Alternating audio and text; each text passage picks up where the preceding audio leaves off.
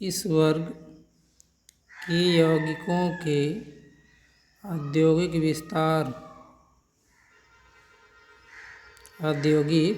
विस्तार तथा दैनिक जीवन में बहुत बड़ा रोल होता है।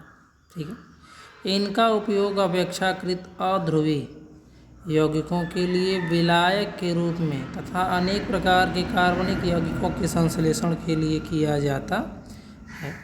सूक्ष्म जीवों द्वारा उत्पादित कैलोरोमैकेनिकल जो कि क्लोरीन युक्त प्रतिजैविक है, जिसे हम एंटीबायोटिक का नाम देते हैं।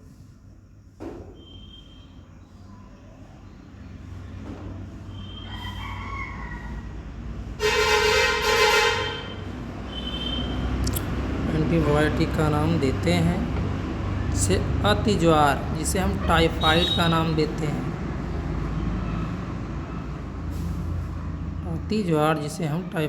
नाम देते हैं।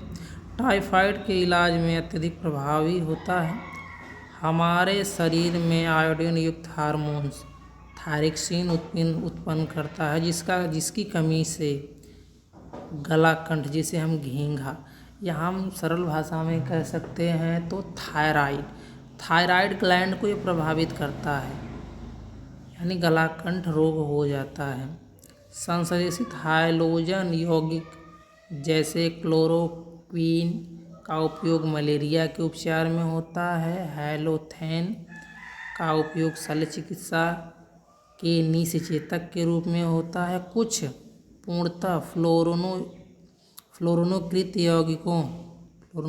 यौगिकों को शल्य चिकित्सा में प्रभावी रक्त प्रतिस्थापी के रूप में देखा जा सकता है या देखा जा रहा है।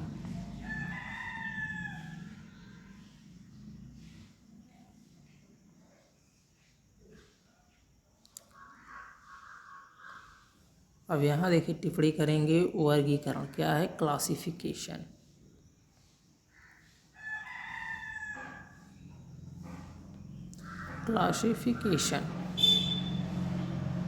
अब यहाँ देखिए हैलोएल्केन, हैलोएरीन।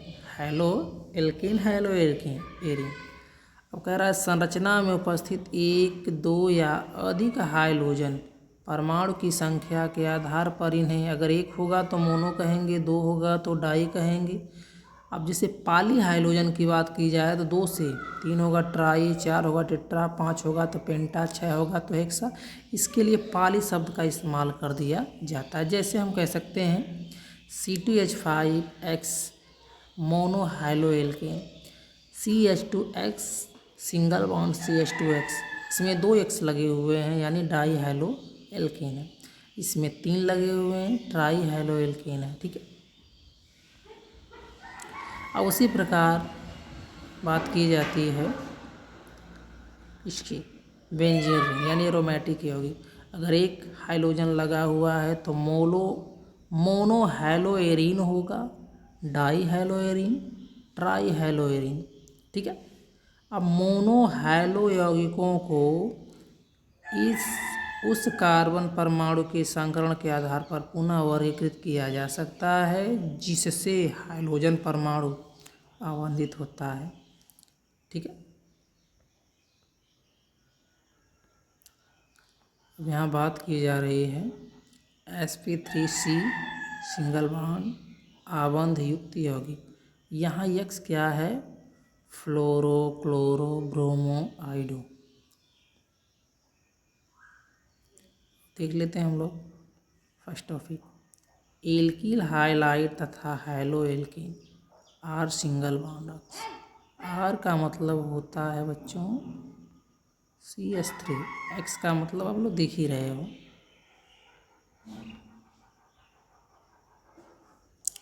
एल्किल हाइलाइड में हाइड्रोजन परमाणु एल्किल समूह R से आबंधित रहता है। ये एक सजातीय श्रेणी बनाता है जिसे CnH2n+1X से प्रेरित करता है या करते हैं।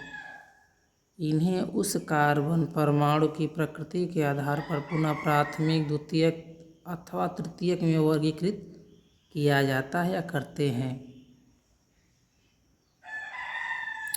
जैसे कि आप लोग देख सकते हैं, अगर एक एल्किल हाइलाइड के साथ हाइड्रोजन परमाणु जुड़ा है तो प्राथमिक या वन अंश कहलाता है। दो एल्किल, यहाँ दो एल्किल है जिसके साथ जुड़ा है तो द्वितीयक, और यहाँ तीन एल्किल के साथ जुड़ा है तो तृतीयक कहते हैं। ठीक है, यहाँ सरल भाषा में दे दिया गया है कि प्राथमिक एल्किल हाइलाइड वन अंश एल्किल हाइलाइड कहते हैं कब?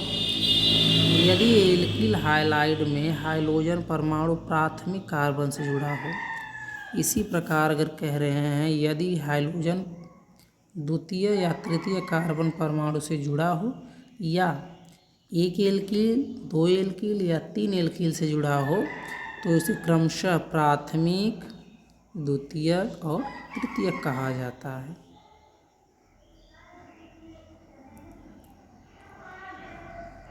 अब एलिलिक हाइलाइड वे यौगिक होते हैं जिनमें हाइड्रोजन परमाणु कार्बन कार्बन द्विबंध के समपर्वतीय sp3 संकरित कार्बन परमाणु से जुड़े रहते हैं, यानी एक एलिल कार्बन से आबंधित रहते हैं। जैसे देख सकते हैं डबल बॉन्ड, उसके बाद CH2X जुड़ा है, उसी प्रकार यहाँ भी उसी प्रकार जुड़ा है।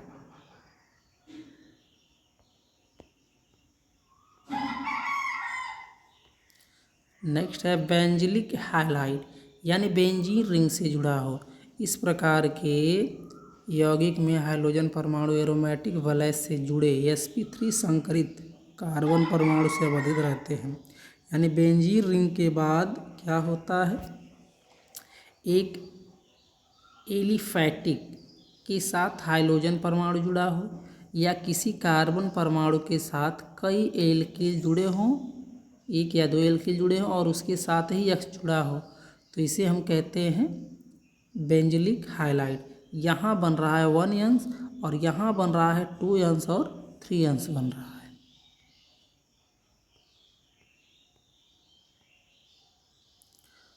बात आ जाती है sp2C सिंगल बॉन्ड X आबंध युक्त यौगिक।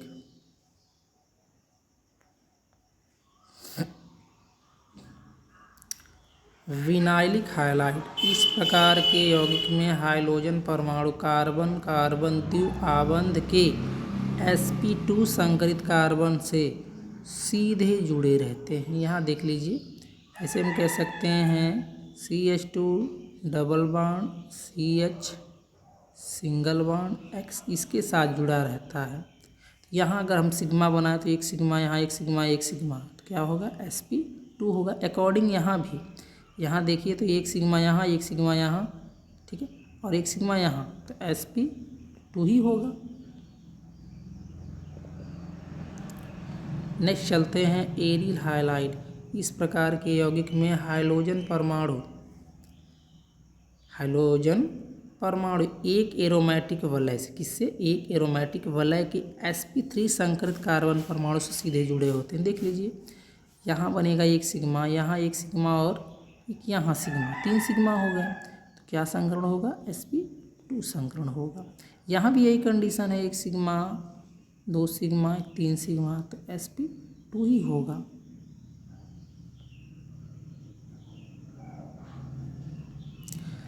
हाइड्रोजन यौगिकों का वर्गीकरण सीखने के पश्चात आइए हम क्या करते हैं, एल्किल हाइलाइड के सामान्य नाम को व्युत्पन्न करने के लिए एल्किल समूह का नाम लिखने के पश्चात हाइलाइड का नाम लिखा जाता है। नामकरण की IUPAC पद्धति, देखिए पद्धति की नामकरण की दो पद्धतियाँ हैं। एक होती है साधारण और दूसरी होती है IUPAC। ठीक है, यहाँ देख लेते हैं हम लोग। नामकरण की IUPAC पद्धति में एल्किल हाइलाइड का नामकरण हाइलो प्रतिस्थापी हाइड्रोकार्बन के रूप में किया जाता है। एक हाइड्रोजन वाले बेंजीन व्युत्पन्न के सामान्य और IUPAC नाम एक ही होते हैं। डाई हाइड्रोजन व्युत्पन्न के लिए समानता प्रणाली आर्थो, मेटा और पैरा पूर्णलग्न लगाकर करते हैं, जबकि आईपीएसी पद्धति के लिए 1 2 1 3 1 4 संख्या का उपयोग करते हैं। जैसे हम देख सकते हैं यहाँ सरल भाषा में है, बिल्कुल सरल रेखा है, तो इसलिए क्या लगाया गया है, नॉर्मल के लिए, यानी साधारण रेखा के लिए नॉर्मल लगाया गया है। जब ये टी आकृति बनाता है तो इसके लिए आइसो लगाया जाता है। और जब यही क्या करता है, प्लस की आकृति बना लेता है, तो इसको हम नियो का नाम देते हैं। ठीक है,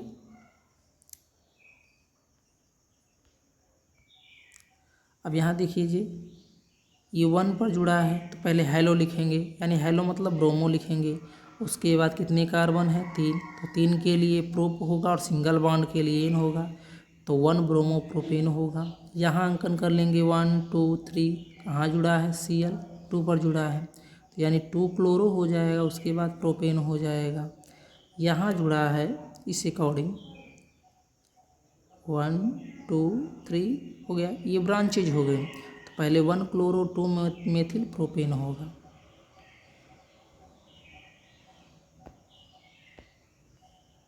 अब यहाँ भी देख लीजिए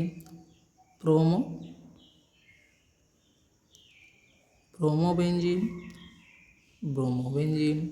अब यहाँ ब्रांचेज 2 लगी हुई हैं, तो इसके लिए मेटा डाईब्रोमोबेंजीन कहेंगे या 1 3 डाईब्रोमोबेंजीन कहेंगे। यहाँ 3 जगह लगा है, तो साइमो ट्राईबेंजीन कहते हैं, या 1 2 1 3 5 ट्राईब्रोमोबेंजीन कहते हैं। ये जो ऊपर वाला है वो साधारण नाम है, नीचे वाला आईपीएसी नाम है। यहाँ भी देख लीजिए 1 2 3, तो ये ब्रांचेज हो गई दोनों, ये क्या हो गई, ब्रांचेज हो गई। तो 1 क्लोरो 2 2, यहाँ कहा गया ना कि संख्या में 2 होंगे तो क्या लगाएंगे, डाई, फिर मेथिल प्रोपेन 1 2 3, तो क्या हो गया 2 ब्रोमो प्रोपेन।